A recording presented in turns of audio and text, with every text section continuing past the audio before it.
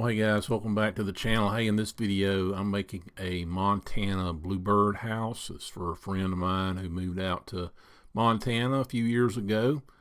Feel free to pause the video and take a screenshot of the plans. And the plans are really designed for either a western bluebird, eastern bluebird. So make sure you follow especially the hole size, as it will exclude certain size birds and species, and the hole size is very important. A few tips for construction. So I use number 8 1.5 inch external screws. Make sure they're external.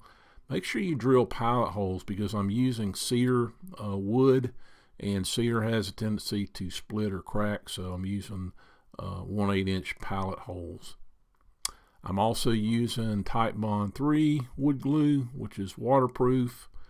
And one thing you'll notice later on, I will not glue down the top. I will be just connecting the top into a wooden slot with a wood screw. That way you can easily remove the top to clean the house out later.